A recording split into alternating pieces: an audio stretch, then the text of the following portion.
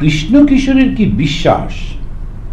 বৃন্দাবনে গিয়েছিল, সেখানে একদিন জল তৃষ্ণা পেয়েছিল, কুয়োর কাছে গিয়ে দেখে একজন দাঁড়িয়ে রয়েছে। জিজ্ঞাসা করাতে সে বলল, আমি নিজ জাতি, আপনি ব্রাহ্মণ, কেমন করে আপনার জল তুলে দেব? কৃষ্ণ কিশোর বললেন, তুই বল শিব, শিব শিব বললেই তুই শুদ্ধ হয়ে যাবি। সে শিব শিব বলে জল তুলে দিলে অমন আচারী ব্রাহ্মণ সেই জল খেলে কি বিশ্বাস। এই কথাগুলো ইউরোপ আমেরিকার লোকেরা বুঝতে পারবে না, কিন্তু ভারতের লোকেরা তারা খুব হাড়ে হাড়ে বোঝে। বিশেষ করে এখনো গ্রামের দিকে এত বেশি এটাকে আমাদের সেই এই নিউজ পেপারের ভাষায় জাতপাত। তো জাতিটা যে কি জিনিস এখনো কি ভয়ঙ্করভাবে রয়েছে, অথচ আমাদের দেশেই বেদান্ত, আমাদের দেশি বেদান্তের বাণী রয়েছে, আমাদের অদ্বৈত বেদান্তের কথা আমাদের দেশেই বলা হয়েছে। যদি আপনারা অনেকেই হয়তো পড়েছেন, যদি আর একবার পড়ে দেখেন, যেমন কপিল উপদেশে, যেমন আমরা ওই যে দত্তাত্রেয় অবধূতের বইতে চূড়ান্ত বেদান্তের কথা রয়েছে। সেইখানেতে সেই দত্তাত্রেয় বলছে, আমি কি করে পুজো করব অন্য দেবতা, কেননা আমি ছাড়া তো আর কেউ নেই, আমি তো শিব, আমি আমাকে কি করে পুজো করব, তোমরা কেমন আমাকে বলছো। এই যে ভাবটা রয়েছে, এই যে হিন্দু ধর্মের চূড়ান্ত সেই জ্ঞানের কথা, যেগুলো অন্যরা ভাবতেই পারবে না, তারা ভাববে এটা ব্লাসফেমি। সেই দেশে সেই সমাজে কেমন করে বলে যে তুই নীচ আর আমি উচ্চ। তো এই অবক্ষয়টা যে এসেছে, তার কারণ কিছু রাজনৈতিক ঐতিহাসিক সমস্ত কারণ রয়েছে, পরে পরে অর্থনৈতিক। সমাজটা পাল্টে যায় যখন রাজনীতি এবং অর্থনীতিটা পাল্টে যায়, তখন সমাজটা অনেকটা পাল্টে যায়। আর সমাজের সঙ্গে সঙ্গেই আমাদের ধর্ম, আমাদের সংস্কৃতিও পাল্টে যায়, অ্যাডজাস্ট করে। আবার নতুন এই যে ভাবটা আসছে, শ্রীরামকৃষ্ণের যে ভাবটা আসছে, সেই ভাবের মধ্যে দিয়ে এখানে উনি হঠাৎ করে এই কথাটা কেন বললেন, কৃষ্ণ কিশোরের কথা বলতে গিয়ে বললেন বিশ্বাস। কৃষ্ণ কিশোরের কি বিশ্বাস।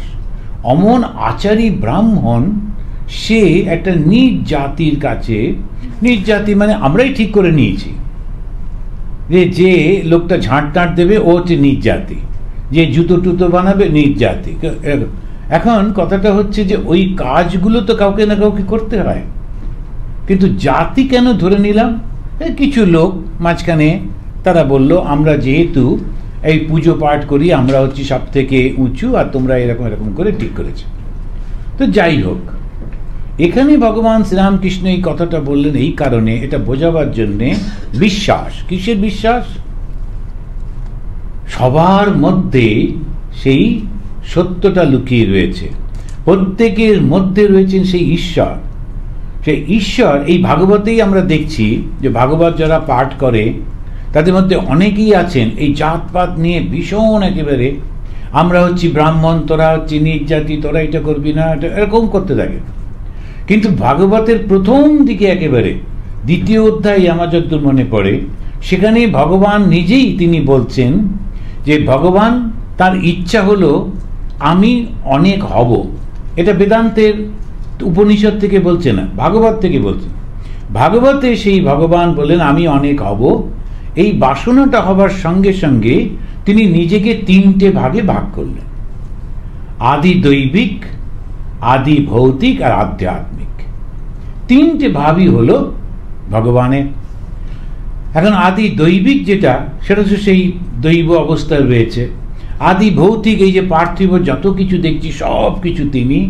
আর আধ্যাত্মিক, প্রাণী সৃষ্টি করলেন, প্রাণীর মধ্যে সেই কনসিয়াসনেসটা দিলেন, চৈতন্য দিলেন, বুদ্ধি দিলেন, বিচার দিলেন, দিয়ে সেইটাকে সৃষ্টি করলেন।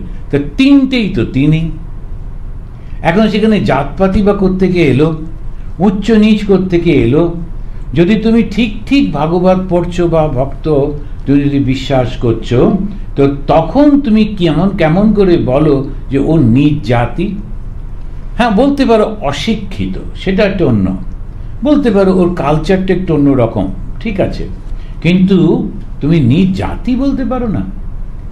আমরা দেখেছি যে একজন সে 5টা কুকুর নিয়ে রাস্তা দিয়ে আসছে, আর শঙ্করাচার্য স্নান টান করে যাচ্ছেন, এই সুন্দর গল্প। তখন সে শঙ্করাচার্য যাই সরে যা, এই নোংরা কুকুর টুকুর নিয়ে আমি সবই স্নান করে। তখন সে প্রশ্ন করছে যে তুমি যে বলো যে আমি আত্মা, তাহলে এখন কোনটা অশুদ্ধ বলো? শরীরটা? তোমার শরীর যা দিয়ে তৈরি, আমার শরীর তাই দিয়ে তৈরি। যদি আমার শরীর অশুদ্ধ হয় তো তোমার শরীর অশুদ্ধ, তা তোমার শরীর অশুদ্ধ আমার শরীর অশুদ্ধ যদি একটু ছোঁয়া লাগে তাতে কি বেসে গেল? আচ্ছা, এবার যদি তুমি বলো আত্মা, তোমারও যে আত্মা আমারও সেই আত্মা, আত্মা কখনো অশুদ্ধ হয় না, তা আমার আত্মাও শুদ্ধ পবিত্র, তোমার আত্মাও শুদ্ধ পবিত্র, অশুদ্ধতার কথা উঠছে কোত্থেকে?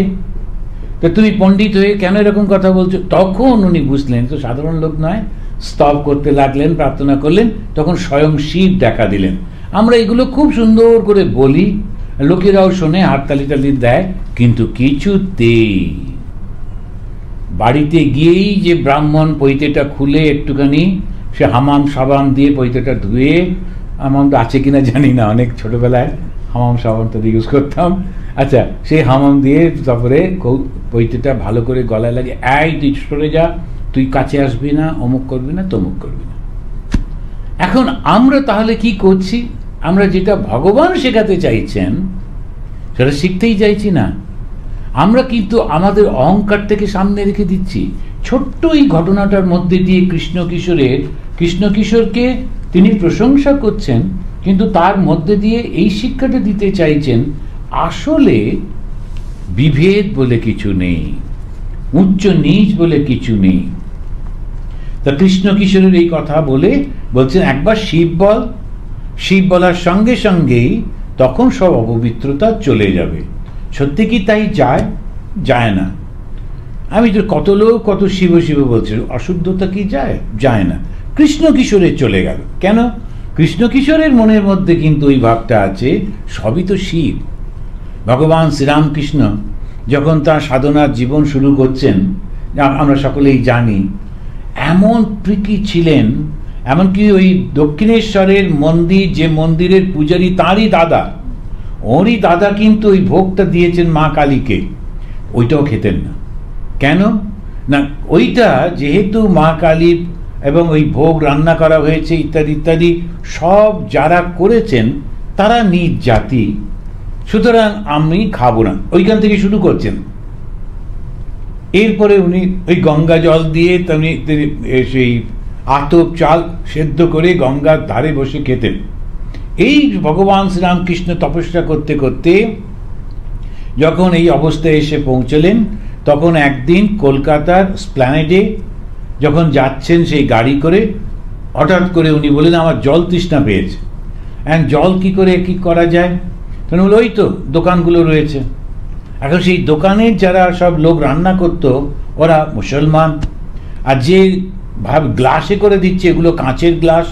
আগেকার দিনে ব্রাহ্মণরা তারা কাঁচের গ্লাসে খেত না, সুতরাং তখন কি করা যায়? ঠাকুর নিজেই বলছেন ভালো করে ধুয়ে জল নিয়ে এসো। এখন যে মানুষটা শুরু করছেন এই রকম একেবারে যেমন একদম ভীষণ ভীষণ ন্যারো অর্থোডক্স ব্রাহ্মণিজম থেকে, তিনি বলছেন একটু ভালো করে পরিষ্কার করে ধুয়ে ওই কাঁচের গ্লাসে জলটা নিয়ে এসো। তখন আর কিন্তু মনের মধ্যে সেই দ্বিধাটা থাকছেন না। এই অবস্থাটা কি স্বামী বিবেকানন্দ বলছেন, it is better to born in a church but not to die there. একটা ঠিক আছে, আমি একটা ধারণার মধ্যে জন্মগ্রহণ করলাম, কিন্তু এই ধারণাটাই যে সব কিছু এইরকম না, সেইখানেতে মৃত্যু করছি না। তখন আমার এই ভাবটা, এইটাই তিনি বলতে চাইছেন। কৃষ্ণ কিশোরের কথা বলার পর তখন উনি বলছেন, এড়েদার ঘাটে একটি সাধু এসেছিল, আমরা একদিন দেখতে যাব ভাবলুম। আমি কালীবাড়িতে হলদারিকে বললাম, কৃষ্ণ কিশোর আর আমি সাধু দেখতে যাব, তুমি যাবে? হলদারি বললে, একটা মাটির খাঁচা দেখতে গিয়ে কি হবে? সে সাধুকে বলছে মাটির খাঁচা। হ্যাঁ, শরীরটা যেমন বেদান্তবাদীরা ওরকমই ভাবে, এই শরীরটা তো পঞ্চভূতে তৈরি, যে ক্ষিতি অব তেজ মরুদ বোম দিয়ে তো এই সব কিছু, কে দেখতে যাবে? হলধারী গীতা বেদান্ত পড়ে কিনা, তাই সাধুকে বলল মাটির খাঁচা। দেখুন, দুটো উদাহরণ দিচ্ছেন।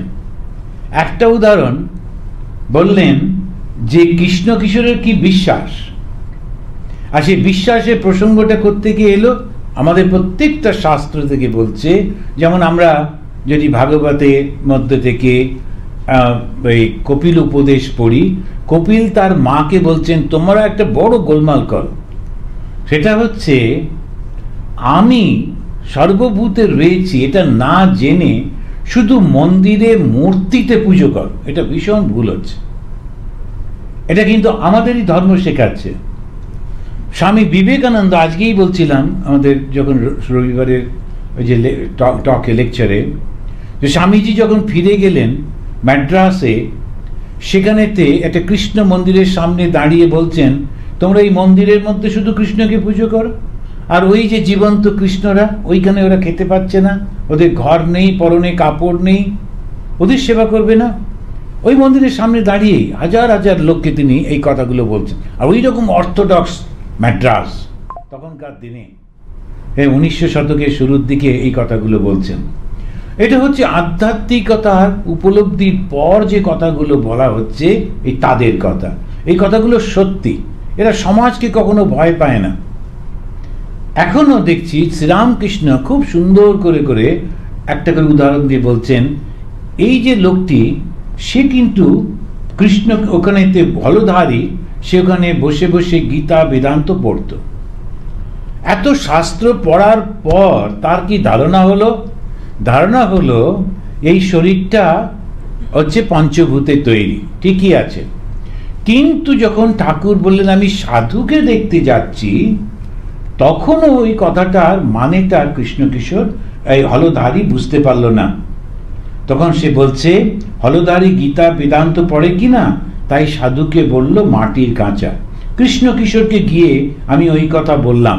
কৃষ্ণ কিশোর খুব পণ্ডিত লোক, সে মহা রেগে গেল আর বললে কি হলধারী এমন কথা বলেছে? ঠাকুর নিজে বলছেন না, উদাহরণ দিচ্ছেন ওই আর এক পণ্ডিতের। একজন যে অনুভব করেছে আর একজন যে শুধু বইটা পড়েছে, এইটাই পার্থক্য। তা বইটা পড়ে ওই রকমই অবস্থা হয়ে যাচ্ছে, কিন্তু যখন আমরা এটা দেখি যে ঈশ্বর চিন্তা করে, যে রাম চিন্তা করে আর সেই জন্য সর্বত্যাগ করেছে, তার দেহ মাটির খাঁচা। সে জানে না যে ভক্তের দেহ চিন্ময়। চিন্ময় মানে কনসিয়াস, মানে তার অন্য কিছু নেই। ভক্ত যে শরীরটা সারাক্ষণ ঈশ্বর চিন্তা করতে করতে ঈশ্বর রূপ হয়ে গেছে, তো সেটাতেই তিনি বলছেন ও জানে না যে ভক্তের দেহ চিন্ময়। এত রাগ, কালী বাড়িতে ফুল তুলতে আসতো, হলধারীর সঙ্গে দেখা হলে মুখ ফিরিয়ে নিত, কথা কইবে না। কেন? কেননা ও ভুল একটা ধারণা নিয়ে রয়েছে, আমি ওর সঙ্গে আর কথা বলবো না। হলধারীও পণ্ডিত লোক, কিন্তু পাণ্ডিত্য এক জিনিস, উপলব্ধি আর এক জিনিস। তো সেই কারণে ভগবান শ্রীরামকৃষ্ণ দুটো অসাধারণ উদাহরণ দিচ্ছেন। এই উদাহরণ একটা হচ্ছে বিশ্বাস। বিশ্বাসটা ভগবান সর্বত্র রয়েছে, সবার মধ্যে রয়েছেন। সমাজে একটা প্রথা চলে এসেছে, যেমন অনেকেই বলেন, জিজ্ঞাসা করেন আমাদের কেউ একটা আত্মীয় মারা গেছে, এখন কি আমরা মন্দিরে যাব কি যাব না? তো আগেকার দিনে যে লোকেরা বাড়িতেই মারা যেত, একটা যেই মৃত্যু হতো তখন সেই বাড়িতে স্বাভাবিকভাবে মৃত শরীর থেকে ব্যাকটেরিয়া বেরিয়ে আসে, তখন নানা রকম ওই বাড়ির লোকেরা ইমিউন হয়ে যাচ্ছেন। তো ওদেরকে বলা হতো তোমরা বাবু মন্দিরে এসো না। কেন? তখনকার দিনে মন্দিরই ছিল একমাত্র জায়গা যেখানে সব সমাজের লোকেরা একত্রিত হতো। হ্যাঁ, প্রত্যেকটা পাড়াতে এক একটা মহল্লাতে মন্দির থাকতো, সন্ধেবেলা কাজকর্ম করে মন্দিরে বসে কীর্তন করতো, গান করতো, বই হতো, এইসব। তো ওই সমাজের মধ্যে তুমি এসো না, কেননা যদি অসুখটা আবার সবার মধ্যে ছড়িয়ে পড়ে। খুব হাইজেনিক সেন্স থেকে এই প্রশ্ন এসেছিল। আর হিন্দুরা ধর্মের নামে বললেই ব্যাস ওটা ঠিক মানত। তো সেটা বলা হলো 13 দিন আসবে না, 15 দিন আসবে না, এরকম সব করাটা হলো। এখন সকলেরই জন্ম আর মৃত্যু তো হসপিটালে, তার সঙ্গে আমাদের কোনো সম্পর্কও নেই। তাছাড়া একজন ভদ্রমহিলা বলছেন, আমার একটি আত্মীয় মারা গেছে বম্বেতে একটা হসপিটালে, আর আমাকে এখানে শিকাগোতে মন্দিরে ঢুকতে দিচ্ছে না। ও বোধহয় বলেছিল যে আমার ওই আত্মীয় মারা গেছে, সেইটা খবর চলে গেছে প্রিস্টের কাছে, ওই প্রিস্টকে ওই পয়সা দিয়ে নিয়ে এসছে ইন্ডিয়া থেকে। এবারে সেই প্রিস্টই বলছে তুমি ঢুকবে না। এখন বোঝো, আমাকে বলছে এটা কী কথা হলো, আমি কেন ঢুকবো না? আমি বললাম সেটা তো আপনি ভাবতে হবে, প্রিস্টকে এনেছেন আর সে তার যত পুরনো সংস্কার শুদ্ধ এসেছে, আমেরিকা এসেছে, আধুনিক দেশে এসেছে, কিন্তু পুরনো সংস্কার নিয়ে এসেছে। সুতরাং তাকে তো সে তো ওইটা বুঝতে পারছে না, ও ওই নিয়ম চলছে সমাজে। তো এইগুলো হচ্ছে কিছু কিছু চলে নিয়মে। কীরকম হয়, তা একটা খুব সুন্দর গল্প মাঝে মাঝে সাধুরা বলেন যে যখন মেয়েটির বিয়ে হয়ে শ্বশুরবাড়ি যাচ্ছে, তখন মা মাসি এরা সব বলে দেয়, ওখানে গিয়ে খুব করে লক্ষ্য করবি ওরা কি কি করে। প্রত্যেক ফ্যামিলির একটা ট্র্যাডিশন থাকে, এই ট্র্যাডিশনটা যেন না ভাঙে। আমাদের বাড়ি একটা ট্র্যাডিশন ছিল, কিন্তু তুমি তো এখন ওদের বাড়ির বউ, ওদেরটা শিখতে হবে। তো মেয়েটি গিয়ে সে ঘোমটার মধ্যে থেকে ও দেখলো প্রথম বাড়িতে ঢোকবার আগেই ডান দিকে, দরজার ডান দিকে একটা কালো বেড়াল বাঁধা রয়েছে। ও নোট করলো কালো বেড়াল, নতুন বউ ঢুকতে হলে কালো বেড়াল চাই, ও নোট হলো। এখন ট্র্যাডিশন হলো, কিন্তু ঘটনা হলো ওই পাড়াতে ওই কালো বেড়ালটা খুব উৎপেতে ছিল। ও এসে এসে ওই বিয়ে বাড়ির নানা রকম উৎপাত করছিল। কেউ তাড়াহুড়ো করে, নতুন বউ সব আসছে টাসছে, ওটাকে এখন বিড়ালটাকে কি করা যায়, ওটাকে ধরে বেঁধে পাশে একটা বেঁধে রেখে দিয়েছে।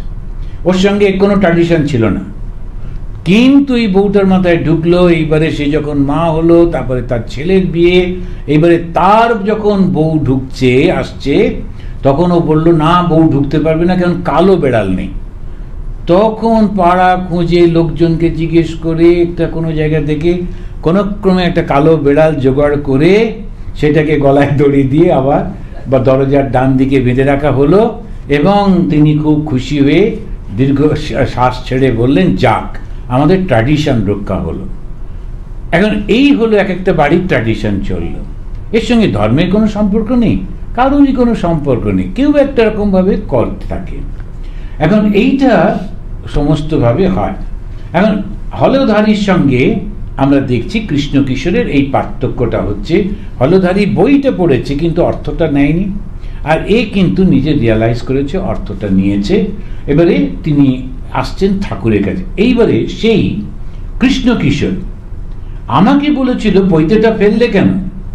যখন আমার এই অবস্থা হলো, তখন আশ্বিনের ঝড়ের মতো একটা কি এসে কোথায় উড়িয়ে নিয়ে গেল। আগেকার চিহ্ন কিছুই রইল না, হুঁশ নাই, কাপড় পড়ে যাচ্ছে, তো বইতে থাকবে কেমন করে? আমি বললাম, তোমার একবার উন্মাদ হয় তাহলে তুমি বোঝো। তাহলে দেখুন তিনটে অবস্থার কথা। এক, প্রথম হচ্ছে সেই বিশ্বাস কৃষ্ণ কিশোরের। দ্বিতীয়, বোঝবার, শাস্ত্র বোঝার মধ্যে পার্থক্য এই দুজনের। এক হচ্ছে হলধারী, বই পড়েছে কিন্তু অর্থ বোঝেনি, কিন্তু কৃষ্ণ কিশোর পড়েছে এবং অর্থটা বুঝেছে। কিন্তু সেই কৃষ্ণ কিশোর তিনিও কিন্তু চিহ্ন রাখতে চাইছেন, কিন্তু ভগবান শ্রীরামকৃষ্ণ যিনি ব্রাহ্মণ ছিলেন, গদাধর চট্টোপাধ্যায়, তিনি তখন ওকে বোঝাচ্ছেন যখন ঈশ্বর লাভ হয় তখন এসব কোনো চিহ্ন থাকে না। তা চিহ্ন মানে কি? অহংকার। চিহ্ন মানে যত রকমের আমাদের সামাজিক চিহ্নগুলো সব আইডেন্টিটি। এখন সেইটা থেকে আমি যদি বেরোতে না পারি, তাহলে কখনোই আমি ঈশ্বরকে লাভ করতে পারবো না। ঈশ্বরটা কি? তিনি হচ্ছেন সেই কনসিয়াসনেস যিনি সর্বভূতে রয়েছেন, সেখানে কোনো রকম বিভেদ থাকতে পারে না। এই তিনটে অবস্থার কথা তিনটে প্যারাগ্রাফে, এই একটা পাতাও না, হাফ পাতার মধ্যে আমরা দেখতে পেলাম। এই হচ্ছে কথামৃত। এই জন্য কথামৃতর নাম আমি দিয়েছি পঞ্চম বেদ। আমাদের প্রত্যেক মঙ্গলবার করি। এখন তুমিও বোঝো, তাই হলো। এবার তিনি বলছেন, ভগবান শ্রীরামকৃষ্ণ, ভগবান স্বয়ং, তিনি ওই কৃষ্ণ কিশোরকে খুব পছন্দ করতেন, এবারে কৃষ্ণ কিশোর যখন এসে বলল, উনি বুঝলেন ওর একটুখানি বাধা রয়েছে। আমরা ব্রাহ্মণ, ব্রাহ্মণের কতগুলো নিয়ম কানুন থাকে, সেগুলো করতে হয়, পৈতেটাকে হাতে জড়িয়ে ধরে তারপরে তো জপ করতে হয় ইত্যাদি। এখন সেইটাকে উড়িয়ে না দিলে, ব্রাহ্মণত্বের অহংকার থেকে বার করতে না পারলে, অভিমান থেকে বার করতে না পারলে ওর পরিপূর্ণ জ্ঞানটা আসছে না। ভগবানের কৃপাতেই সেইটা হলো। তাই বলছেন, তাই হলো, তার নিজেরই উন্মাদ হলো। উন্মাদ মানে ঈশ্বর দর্শনের আনন্দে মুগ্ধ হয়ে যাওয়া। তখন সে কেবল ওম ওম বলতো আর একটা ঘরে চুপ করে বসে থাকতো। সকলে মাথা গরম হয়েছে বলে কবিরাজ ডাকলে সে আর একটা বিপদ।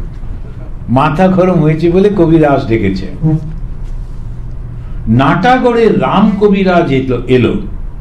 কৃষ্ণ কিশোর তাকে বললে, ওগো আমার রোগ আরাম করো, কিন্তু দেখো যেন আমার ওমকারটিকে আরাম করে দিও না। আরাম মানে ওটাকে যেন সরিয়ে দিও না। এখন রোগ আরাম করো মানে রোগটা সারিয়ে দাও, যদি তুমি মনে করো আমার রোগটা হয়েছে, কিন্তু ওমকারটা সরিয়ে দিও না। কেন? ওই ওমকারই ওম ইতি ব্রহ্ম। এবং কোথা থেকে কোথায় চলে যাচ্ছেন। এই ব্রাহ্মণ, তিনি নিষ্ঠা সহকারে শাস্ত্র পাঠ করেছেন এবং সাধন ভজন করেছেন, করে অনুভূতি হয়েছে, এবং সেই অনুভূতিতে তিনি বুঝেছেন যারা ঈশ্বরের নাম গুণগান করে সদা সর্বদা, তাদের শরীর শুদ্ধ, তারা নিজেরাই ঈশ্বরের মতো শুদ্ধ হয়ে যান। এই ভক্তিটা এসেছে।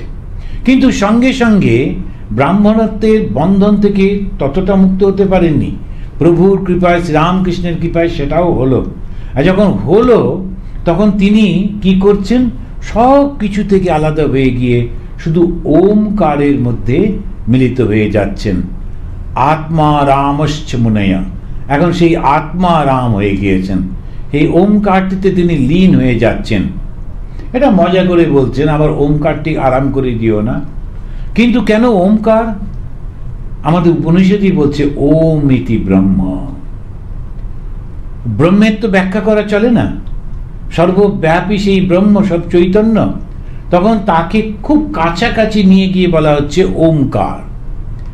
ওম একটি শব্দ যেটা অন্য কিছুর সাহায্য ছাড়াই উচ্চারিত হয়, সেজন্য ওমকারকে বলা হচ্ছে ব্রহ্মের একটা স্বরূপ।